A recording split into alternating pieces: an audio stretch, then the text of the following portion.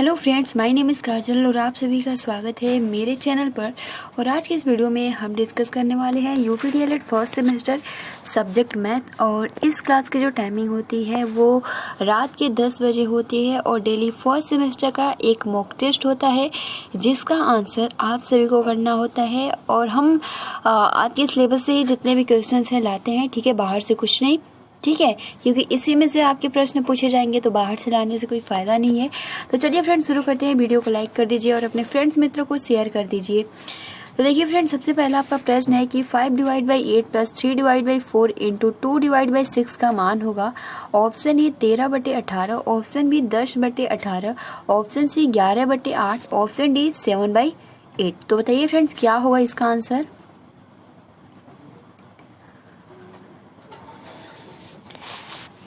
बिल्कुल सही फ्रेंड्स, इसका जो फर्स्ट का जो आंसर हो जाएगा वो हो जाएगा 7/8। देखिए किस तरीके से इसको सॉल्व करना है। तो सबसे पहले आप यहाँ देख सकते हो 5/8 + 3/4 × 2/6 है, ठीक है। तो अगर आपको बोर्ड मास नियम पता होगा तो सबसे पहले आप देख सकते हो प्लस गुणा, तो हम यहाँ सबसे पहले क्या करेंगे 3 × 2, ठीक है, और 6 4 है यहाँ पे और 6, ठीक है, मल्टीप्लाई कर देंगे तो यहाँ पे 6 हो जाएगा और यहाँ पे 24 आ जाएगा, ठीक है। अब हम क्या करेंगे, यहाँ पे देखिए हमारा 24 आ गया, यानी आपका जो था 5 + 8 + 6/24। अब देखिए अब हमें क्या करना है, इसको जोड़ना है। तो जोड़ने का सिंपल नियम क्या होता है, हम यहाँ पे क्या करेंगे, यहाँ पे हम देखिए फ्रेंड्स सबसे पहले तो 8 और 24, देखिए विस्तार से आप अपने कॉपी में, ये तो चलिए बहुविकल्पीय प्रश्न है, बट अगर आपको ऐसा क्वेश्चन पूछा जाए तो देखिए सबसे पहले हम 8 और 24 का एलसीएम लेंगे, ठीक है। तो 8 और 24 का अगर आप एलसीएम लोगे तो सबसे छोटी संख्या हम 2 लेंगे। 2 से 8 जाएगा 4 बार में, 2 से 1, 2 दूनी के 4, फिर 2 ही लेंगे, 2 बार में जाएगा, 6 बार में जाएगा, फिर 2 से फिर 1, फिर 3, फिर 3 मल्टीप्लाई कर देंगे, 4 दूनी के 8 और 8 दूनी 16 और 8 3 के 24। तो यहाँ पे आपका 24 क्या आ गया, एलसीएम आ गया। अब हम क्या करेंगे, 8 का 24 में भाग देंगे तो 8 24 कितनी बार में जाएगा, 3 बार में। 3 का मल्टीप्लाई 5 में करेंगे तो कितना होगा 15, प्लस 24 में 24 का भाग देंगे तो 1 ही आएगा। 6 का मल्टीप्लाई 1 में करेंगे तो 6, 15 और 6 कितना होता है तो 21, ठीक है। और यहाँ पे 24 है, 3 से काटेंगे, अगर हम 3 से काटेंगे तो कितनी बार में जाएगा 7 बार में। 3 से 24 कितनी बार में जाएगा 8 बार में, तो 7/8। अब देखिए इसका कुछ इजी, जैसे कि हमने इतना कुछ काटा, ठीक है, देखिए 5/8, ठीक है, प्लस 3/6 आया था और यहाँ पे 6 का मल्टीप्लाई हमने किया था तो यहाँ पे 24 आया था।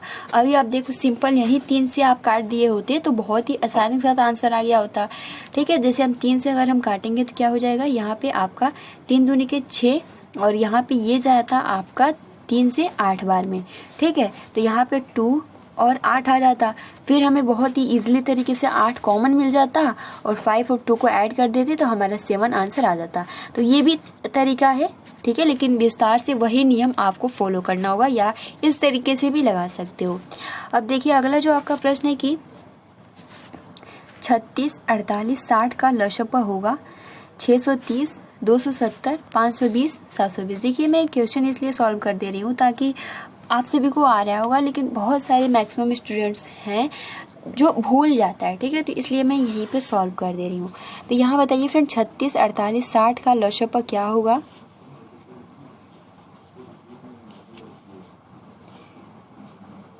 तो फ्रेंड्स यहाँ पे हो जाएगा 36, 48, 60 का जो लसप हो जाएगा 720। देखिए किस तरीके से इसको निकालते हैं।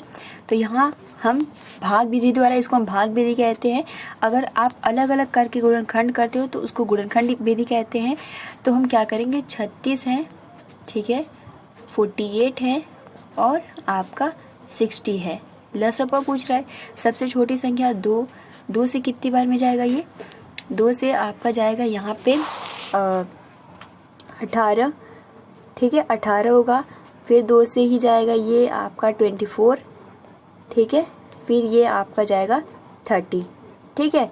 अब भाग देते जाइएगा, फिर 2 ही से लेंगे तो 2 से ये जाएगा 9 बार में। कलर चेंज करते हैं, है ना, दिख नहीं रहा होगा, ये हो गया, ठीक है। उसके बाद आपका ये जाएगा 12 बार में, उसके बाद ये आपका 15, ठीक है। फिर 2 से 9 नहीं जाएगा, हम वैसे ही लिख देंगे 6 बार में। 15 नहीं कटेगा, हम वैसे ही लिख देंगे। उसके बाद फिर 2 से फिर 3 बार में, फिर आपका 15, फिर 3 से जाएगा आपका यहाँ पे 3, फिर 1, फिर आपका यहाँ पे 15, फिर एक बार 3 और फिर यहाँ पे एक बार 5 से जाएगा। तो आप मल्टीप्लाई करेंगे जितने, देखिए 4 बार 2 है और उसके बाद 3 बार 3 है और एक 5 है। आप जब मल्टीप्लाई कर देंगे तो आप सभी का आंसर जो आएगा वो 720 इसका आंसर चला आएगा, ठीक है।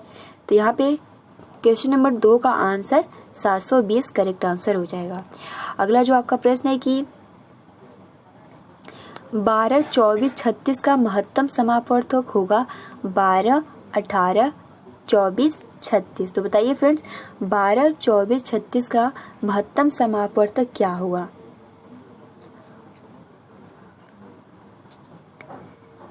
तो फ्रेंड्स यहाँ पे देखिए 12, 24 और 36 का जो मौसा होगा वो क्या होगा। देखिए किस तरीके से इसको हम सॉल्व करते हैं।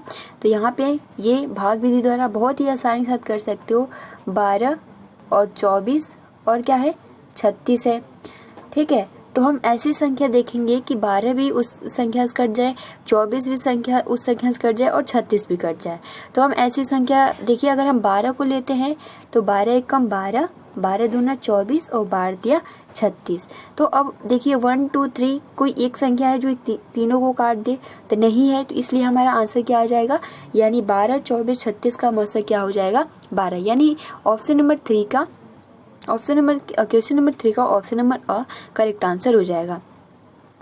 अगला जो आपका प्रश्न है कि दो संख्याओं का लसप तथा मसप क्रमशः 900 एवं 15 है। यदि इनमें से एक संख्या 225 है तो दूसरी संख्या होगी 55, 40, 50, 60। तो बताइए फ्रेंड्स क्या होगा।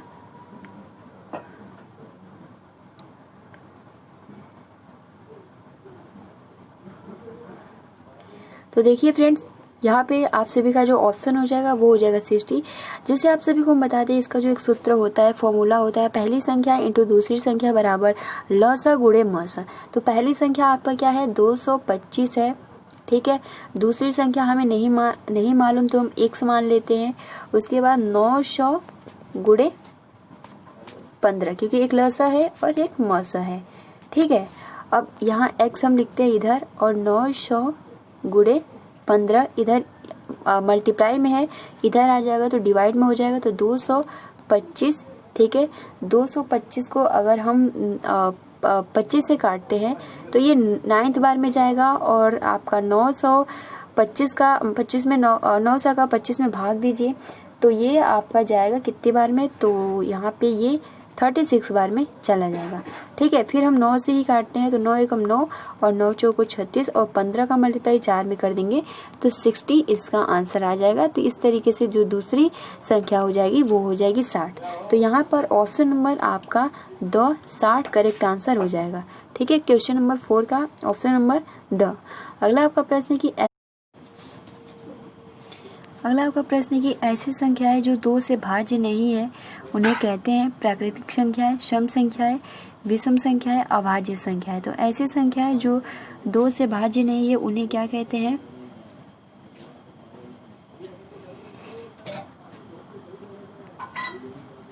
बिल्कुल सही फ्रेंड्स, यहाँ पे हो जाएगा विषम संख्या, यानी क्वेश्चन नंबर 5 का ऑप्शन नंबर 100 यहाँ पे करेक्ट आंसर हो जाएगा। अगला आपका प्रश्न है कि 2, 4, 6, 8 डैश डैश आदि संख्याएं हैं। ऑप्शन ए सम संख्या है, ऑप्शन बी विषम संख्या है, ऑप्शन सी अभाज्य संख्या है, ऑप्शन डी प्राकृतिक संख्या है। तो 2, 4, 6, 8 डैश आदि संख्याएं हैं, बताइए फ्रेंड्स क्या होगा।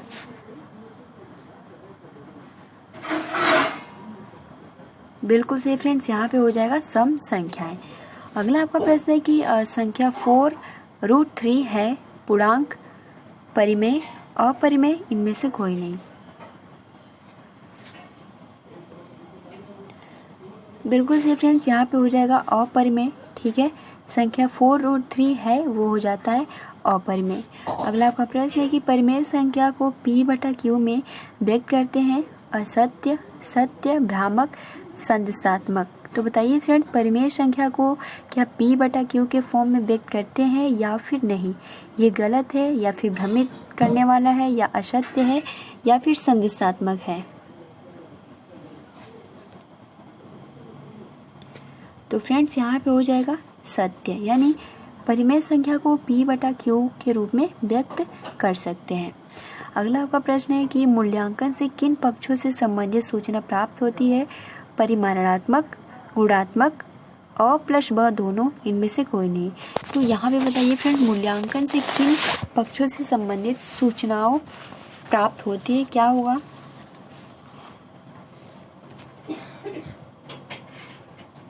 तो फ्रेंड्स यहाँ पे हो जाएगा ऑप्शन नंबर स, यानी अ तथा ब दोनों। अगला आपका प्रश्न है कि 25 किलोग्राम शक्कर और 30 किलोग्राम गुड़ को किसी बड़े से बड़े बाट द्वारा पूरा तोला जा सकता है। 2/1/2 किग्रा, 10 किग्रा, 1 किग्रा, तो 5 किग्रा। तो बताइए फ्रेंड्स, 25 किलो शक्कर और 30 किलोग्राम गुड़ को किस बड़े से बड़े बाट द्वारा पूरा तोला जा सकता है, क्या होगा?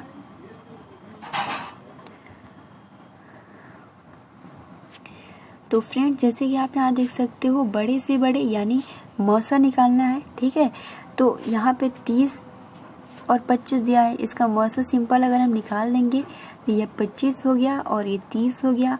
अब ऐसी कौन सी संख्या है जो 25 को भी काट दे, 30 को भी काट दे और वो बड़ी से बड़ी संख्या होनी चाहिए, ठीक है। तो अगर हम 5 को लेते हैं तो ये 5 बार में और ये 6 बार में कट जाएगा। बट उसके बाद ऐसी कोई संख्या नहीं है जो 5 को भी काट दे और 6 के भी काट दे। तो यहाँ पे आपका 5 ही आंसर हो जाएगा, यानी 25 किलोग्राम शक्कर और 30 किलोग्राम गुड़ को किस बड़े से बड़े बाट द्वारा पूरा तोला जा सकता है? तो 5 किग्रा यहाँ पे करेक्ट आंसर हो जाएगा, ठीक है। यानी क्वेश्चन नंबर 10 का ऑप्शन नंबर द। अगला आपका प्रश्न है कि अभाज्य संख्याएं हैं 8, 2, 6, 9। तो बताइए फ्रेंड्स, अभाज्य संख्याएं किसे कहते हैं?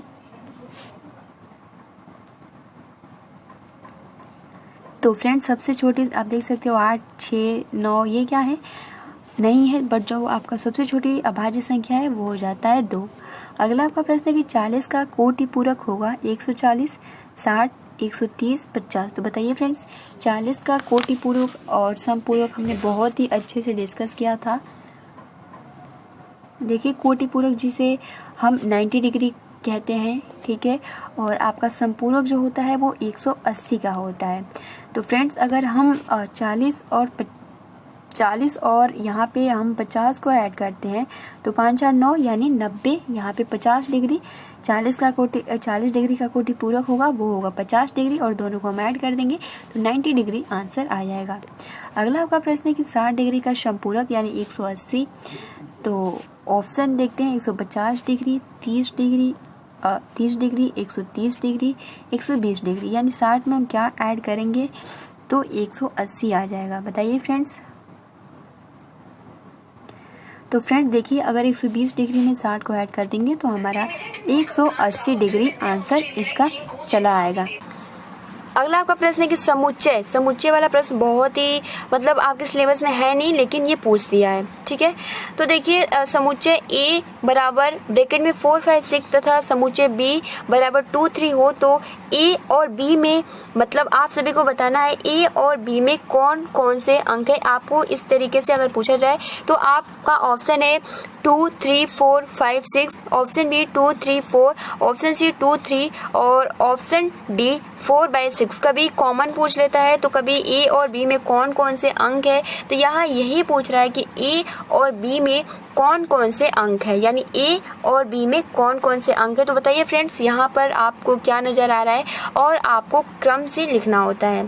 तो देखिए क्रम से कौन सा है, बिल्कुल सही, आप सभी का आंसर जो हो जाएगा वो हो जाएगा ऑप्शन नंबर ए, ठीक है। यानी हम क्रम से लिखते हैं, सबसे पहले हम 2 लिखेंगे जो बी में है, 3 में है, ठीक है, फिर 4, फिर 5, फिर 6। तो यहाँ पर और सही हो जाएगा।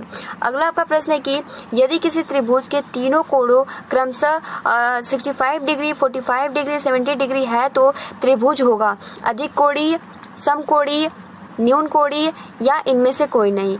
तो यहाँ आपको कौन सा करेक्ट आंसर लग रहा है, कौन सा करेक्ट आंसर होगा? तो देखिए फ्रेंड्स, यदि कोई त्रिभुज के तीनों कोण क्रमशः 65 डिग्री, 45 डिग्री और 70 डिग्री है तो वह त्रिभुज होगा न्यून कोणीय। ठीक है, न्यून कोणीय, क्योंकि आपको पता है समकोणीय मतलब 90 डिग्री होता है, उससे कम यानी न्यून कोण 65, 45, 70 अधिक कोण तो फिर ज्यादा हो जाता है। ठीक है, तो यहाँ पर आपका 100 हो जाएगा।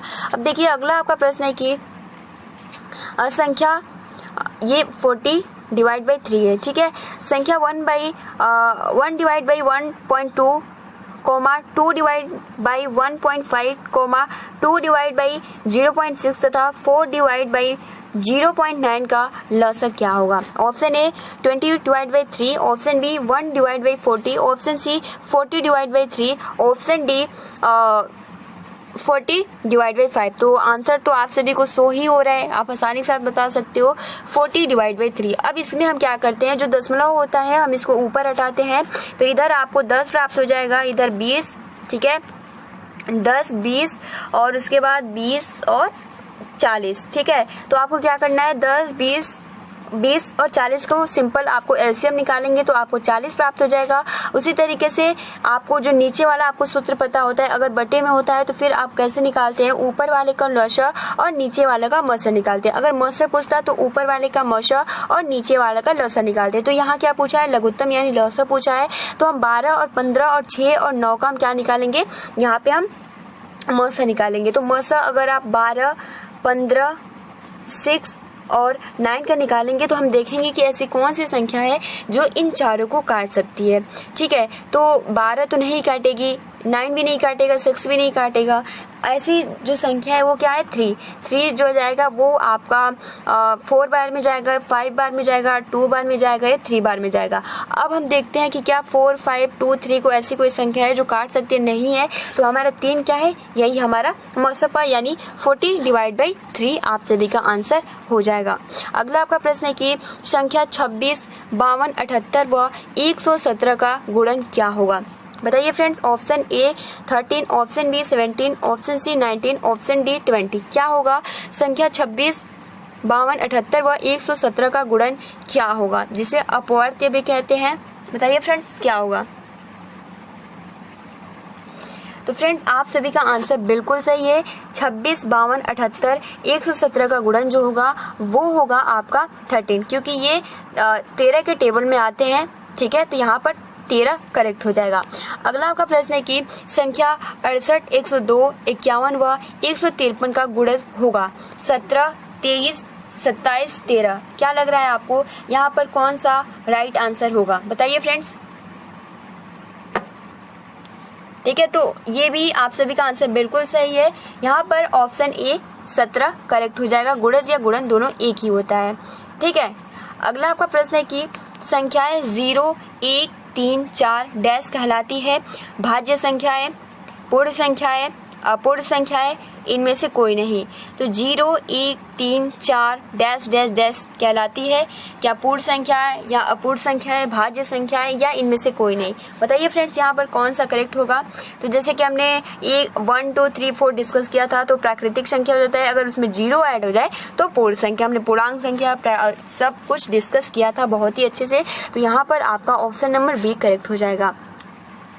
अगला आपका प्रश्न है कि निम्न में से भाज्य संख्याएं हैं। Option A 7, option B 13, option C 5, option D 6। तो निम्न में से भाज्य संख्या है क्या होगा? यहाँ पे भाज्य संख्याएं क्या है बताइए फ्रेंड्स। क्या 7 है या 5 है या 13 है? तो देखिए ये तीनों क्या है, अभाज्य हैं।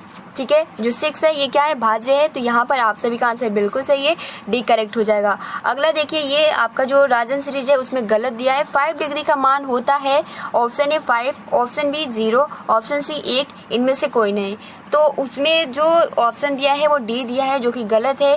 5 डिग्री का मान जो होता है वो होता है 1। यहाँ पर सी करेक्ट हो जाएगा। ठीक है, तो आज हमने जो जितने भी प्रश्न डिस्कस किए एग्जाम के पॉइंट ऑफ व्यू से बहुत ही महत्वपूर्ण थे। ठीक है, तो आई होप कि आपको ये वीडियो पसंद आई होगी और आप खुद से ही पता लगा सकेंगे कि जो आपकी तैयारी है वो किस तरीके से है। ठीक है फ्रेंड्स, तो आज के लिए इतना ही। मिलते हैं अगले वीडियो में। आप अपना अच्छे से प्रिपरेशन करते रहिए। तब तक के लिए थैंक्स फॉर वॉचिंग। और हाँ, वीडियो पसंद आई हो तो लाइक कर सकते हो और अपने फ्रेंड्स मित्र को शेयर कर सकते हो। तब तक के लिए सभी को मेरी तरफ से गुड नाइट, शुभ रात्रि, हैव अ स्वीट ड्रीम्स।